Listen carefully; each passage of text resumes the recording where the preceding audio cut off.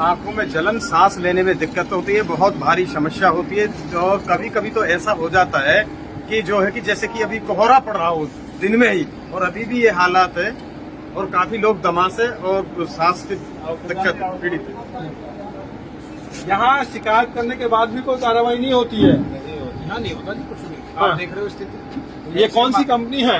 ये Kajaria tile company. साथियों, Kajaria tiles company है और बहुत सारे लोग हैं। बाबूजी, यहाँ सिकंदराबाद में यहाँ खड़ा हूँ और मुझे जो सांस लेने में दिक्कत हो रही है क्योंकि कजरिया का सीधा धुआं, यानी कि पश्चिम हवा चल रही है तो सीधा धुआं इधर आ रहा है, वहां से स्मेल आ रही है। और नाले भी देख सकते हैं, लाल नीले पीले कलर के जो है नाले हो गए हैं।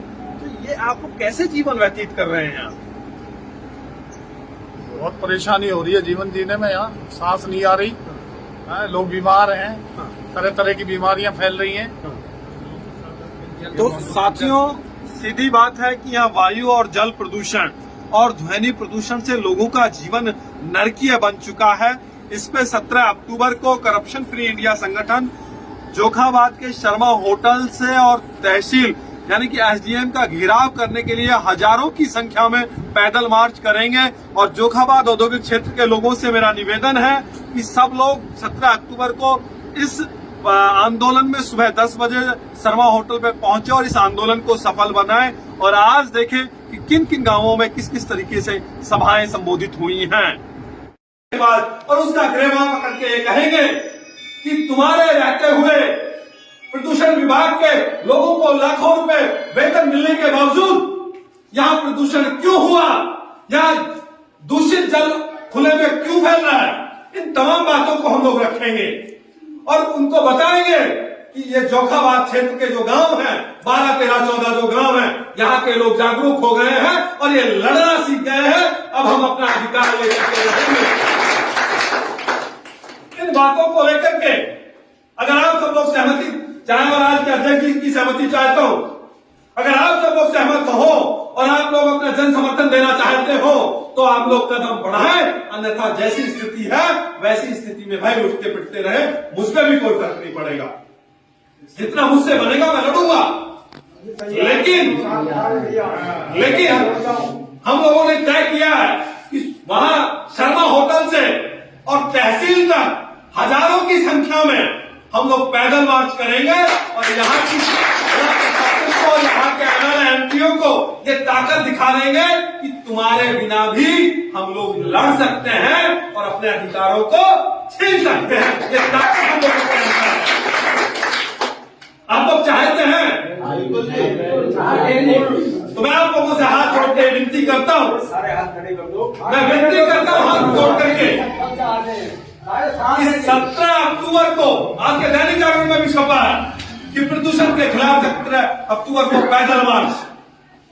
17 अक्टूबर को हम सब लोग इकट्ठा होंगे और जो युवा साथी बैठे हैं, आप लोगों से विशेष निवेदन है कि आप ज्यादा से ज्यादा संख्या में आए और जितने भी आप लोगों के यार दोस्त सब बेकार व्यवस्थाएं हो गई।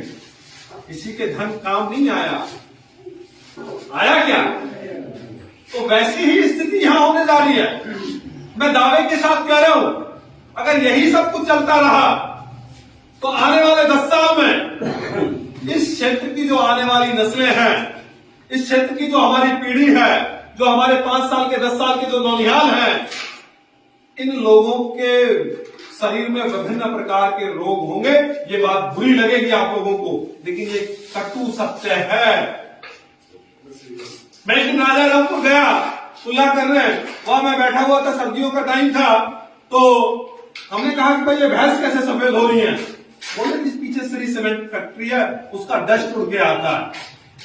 बोले कि ये तो कुछ नहीं है।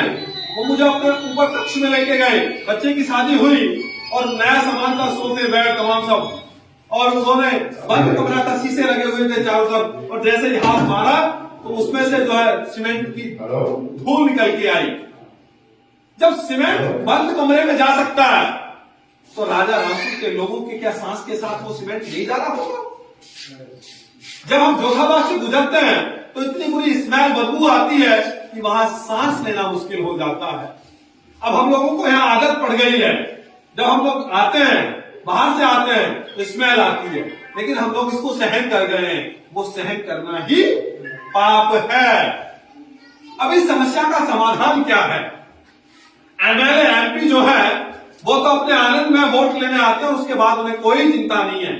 चाहे जोखाबाद के लोग हो, चाहे हृदयपुर के लोग हो, राजा रामपुर के हो, या सांवली के हो, या तिलडेरी के हो, मनबा, किसी भी गांव के लोग हो, उन्हें कोई मतलब नहीं है। वो लोग आते हैं, वोट पाते हैं और चुनाव जीत करके विधानसभा और लोकसभा में जाकर आनंद के साथ जीवन व्यतीत कर रहे हैं।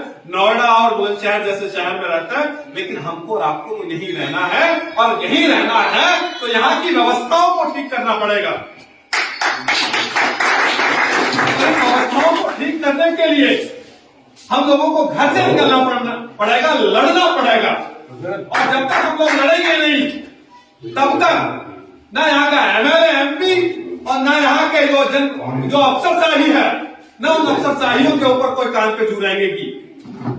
तो साथियों, हम लोगों ने तय किया है कि 17 अक्टूबर को दिन सोमवार को कि या सिकंदराबाद का जो जोखाबाद गांव है, जोखाबाद गांव के समीप जीटी रोड पे शर्मा होटल है, उस होटल पे हम सब लोग एकत्रित हो